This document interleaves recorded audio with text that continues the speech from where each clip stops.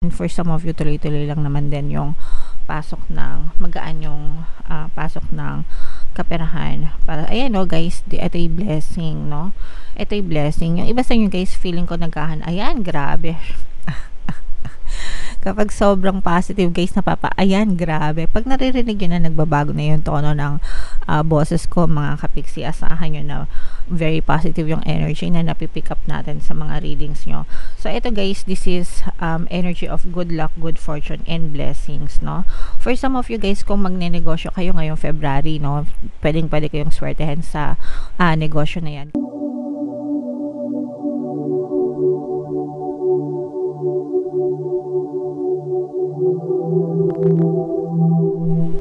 Hello guys, hello Leo, welcome back to Pinay Pixie Tarot. Ang pamagat ng episode natin for tonight is monthly Taroscope para ngayong February para sa Leo, Sun, Moon, Rising, Sign, and Venus. General reading lang guys, pwede mag-resonate, pwedeng hindi, combination ng positive and negative energy. Sa dulo ng video guys, magkakaroon tayo ng yes or no pick a card reading. Ito yung deck na gagamitin natin. Pwede kayo magtanong ng isang tanong answerable by yes or no. Tapos titingnan natin yung sagot ng tarot sa inyo. So sa dulo ng video yan guys, kaya make sure na tapusin nyo yung video hanggang sa dulo.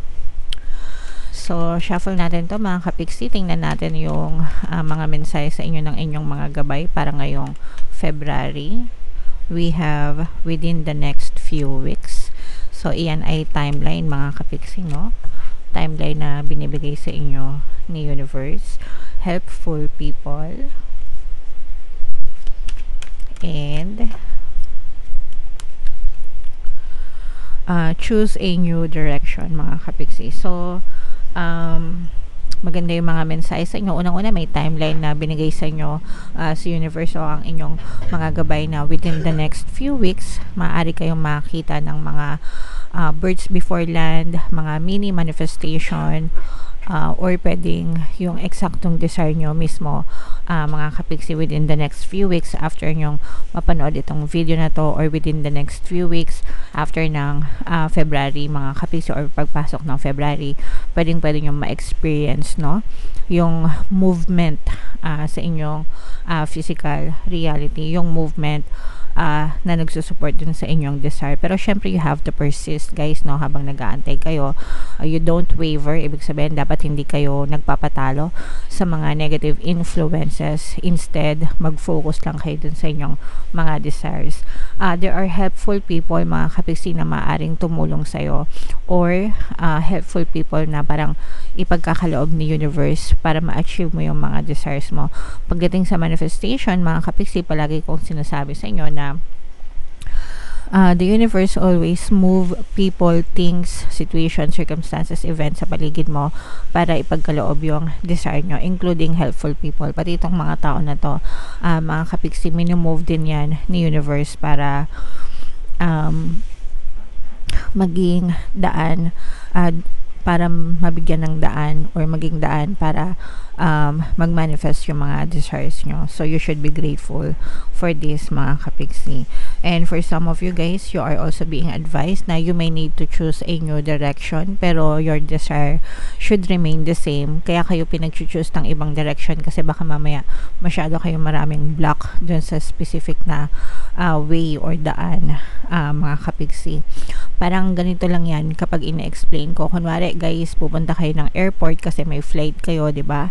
Aalis kayo ng bansa. So kung dadaan ka ng EDSA, let's say for example, wala kang way, EDSA yung dinadaanan mo, sobrang traffic, di ba? Anong gagawin mo para makarating ka dun sa airport nang hindi ka nalilate? So you will choose a new direction, you will choose a new route, di ba?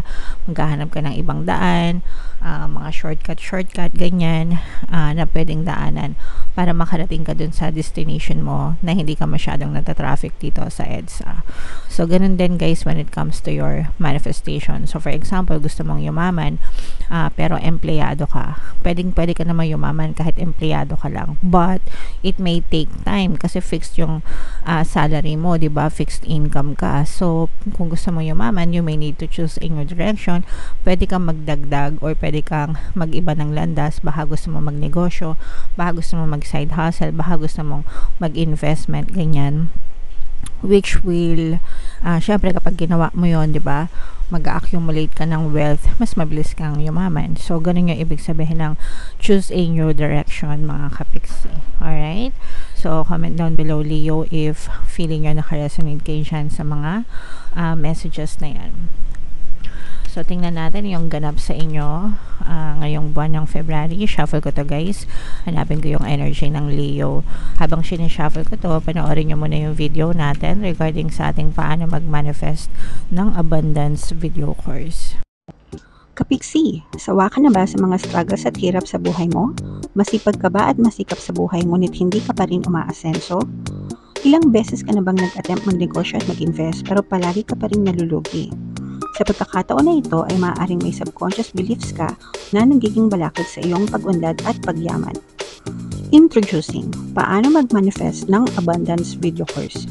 Dito ay matututunan mong ma-overcome ang mga balakid mo para tuluyan ka ng umunlad, umasenso, sumagana, maging matagumpay, successful at maswerte sa iyong kabuhayan, pera, trabaho, negosyo, salapi at kaperahan ng bonggang-bongga. Dali, mag-send na ng email sa pinoypixietarot@gmail.com at simulan na ang iyong pagyaman ngayon. Alright, so sabay-sabay tayo sa pagyaman ngayon 2024, mga kapiksi. Mag-avail na kayo ng course, guys, kasi sobrang ganda talaga niyan. And good news, mga kapiksi, no, dahil ngayong January ay magbibigay ako ng 1 free pampaswerte subliminal sa lahat na mag-avail ng course, guys, until January 31. Kaya mag-avail na kayo, mga kapiksi. Meron din tayong email coaching, manifest your desires using the law of attraction. If meron kayong mga specific na gusto nyong i-manifest, mga kapiksi, pwedeng love and relationship, pwedeng money or career, guys, pwede kayo magpabook ng email coaching session with me. Mag-send lang kayo, guys, ng email sa pinoypixietarot@gmail.com. So, Leo, guys, kayo ay na-represent ng Queen of Wands sa ating spread. Ito yung combination, guys, ng positive and negative energy. Meron din presence dito na air sign, Aquarius, Gemini, Libra. For some of you, maaring may air element kayo sa inyong natal chart. For some of you, guys, maaring you may be dealing with an air sign. Ito yung negative and positive. Yung nakikita natin sa negative, mga kapiksi, medyo parang meron kayong nadidiscover na sikreto na nagpapasama ng loob nyo, mga kapiksi. Pwedeng sikreto ito sa, let's say for example, romantic relationship, ganyan. Baka may na-discover ka na sikreto ng person mo na masyadong nagpapasama ng loob nyo. And for some of you, parang feeling ko naman, parang nalaman mo parang meron kang nalaman na from kamag-anak mo na parang sinisiraan ka, ganyan, or nasabihan ka ng hindi maganda, or pwede rin na sa kaibigan mo, ganyan. Na parang sinasarili mo lang, tapos parang wala kang malabasan ng sama ng loob, mga kapiksi. Kaya medyo mas doble yung impact sa inyo. Sometimes kasi, guys, kapag wala tayong nasasabihan ng sama ng loob natin, we tend to overthink, ganyan. Kaya yung iba nagkakaroon ng depression, stress, anxiety, ganyan, dahil hindi nila mailabas, no? Hindi nila mailabas yung kanilang mga sama ng loob. And for some of you, mga kapiksi, maaaring ganun yung nangyayari sa inyo. Kaya yung emotional pain nandun lang sa loob ng dibdib nyo, mga kapiksi. And nagpapahirap siya sa inyo. And sabi ko nga, for some of you, maaaring nagiging cause ito ng inyong depression, mga kapiksi. Meron tayo, guys, na Ho'oponopono and self-love subliminal dito sa ating channel. If ever na naka-resonate kayo, or if meron kayo mga emotional pain, mga kapiksi, pwede nyo pakinggan yung mga subliminals na yun. Very effective. Marami na rin tayong natulungan. Pero kapag guys, sumabot na kayo dun sa point ng depression, medyo iba na kasi yun, guys. You really need some help, no, mga kapiksi. Kalabitin nyo na yung mga kamag-anak nyo, kapamilya nyo, ganyan, close friends nyo, para matulungan kayo, mga kapiksi, kasi mahirap talaga yung may mga ganyang pinagdadaanan, guys. Okay? So, yun yung nakikita natin sa negative na circumstances. Pwede rin, guys, na parang mga problema nyo na naipon, no? Tapos wala kayong mapagsabihan. Kaya ayun, mabigat para sa inyo.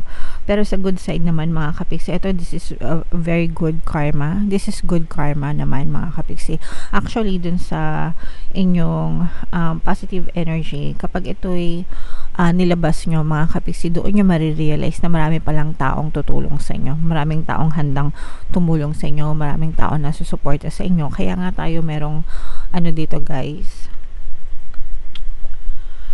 helpful people, di ba sabi ko sa inyo kanina, minumove ni universe yung mga tao, bagay, sitwasyon sa paligid nyo, and even yung people, mga kapiksi, no?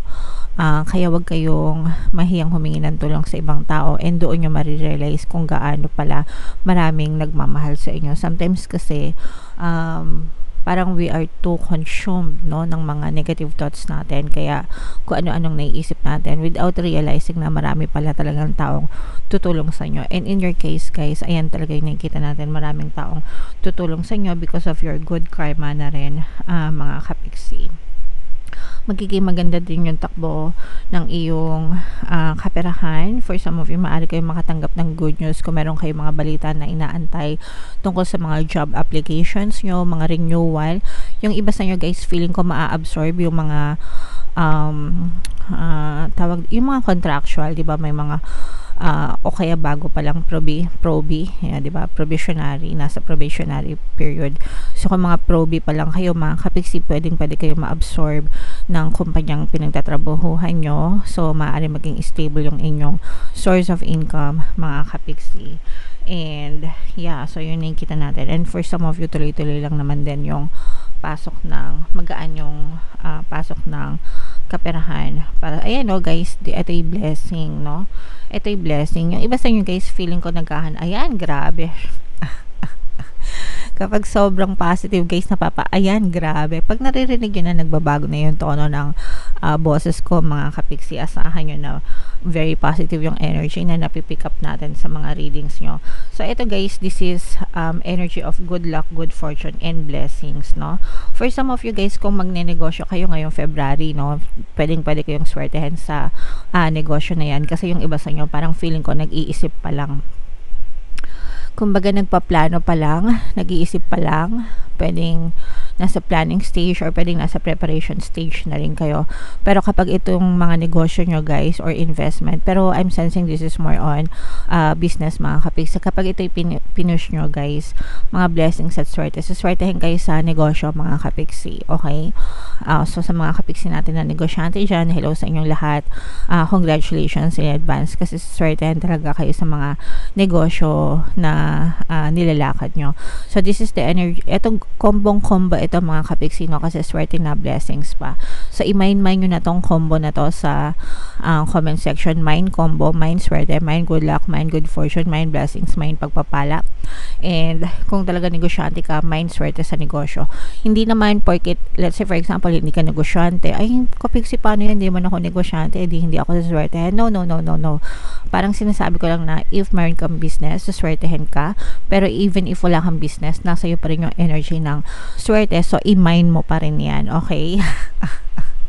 I-mind natin yan, mga kapiksi, no? Dapat palagi yung sinasabi na sinuswerte kayo para talagang ma-experience nyo yung swerte sa buhay nyo, mga kapiksi. Medyo sasakit lang ng konti yung ulo nyo guys, lalo na sa mga negosyante, kasi syempre kapag nagnenegosyo ka, maraming inaasikaso yan, di ba? So natural lang na sumakit yung ulo mo, pero just have fun and enjoy the process, mga kapiksi. Swerte ka na nga, magrereklamo ka pa ba? Syempre hindi na, 'di ba? Kapag alam mong swerte ka at pinagpapala ka, magpasalamat ka na lang, 'di ba? Alright. So, grabe yung reading mo, Leo. Congratulations in advance dahil sa iyong swerte at pagpapala combo energy. So, ito na yung ating yes or no pick a card reading. Shuffle ko to, guys. Habang sinashuffle ko to, itanong nyo sa isip nyo yung isang tanong na gusto nyo malaman for February, answerable by yes or no, tas pumili kayo ng isang card. So, remind ko lang kayo guys, meron tayong membership program dito sa ating channel. I-click nyo lang yung join button dito sa video na to.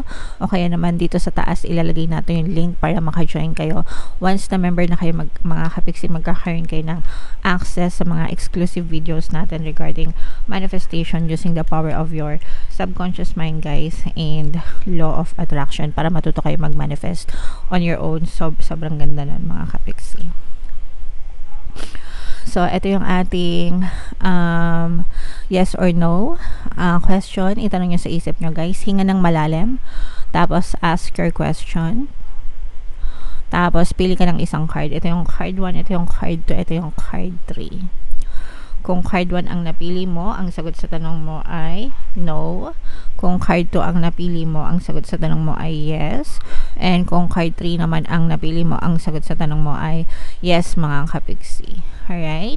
So, congratulations, Leo. Sobrang ganda ng reading mo. Comment down below, guys, para sa mga mine nyo and claim nyo, guys. And kung nakaresonate kayo, ito yung ating mga pampaswerte kapala, subliminals, guys. Pakinggan nyo, no? Para talaga maging maswerte kayo. And ito rin yung ating success stories ng paano mag-manifest ng abundance video course. Click here to subscribe, guys, and click here to join our membership program. Thank you for liking, sharing, and subscribing. See you again next time. I love you all. Have a nice day. Bye-bye.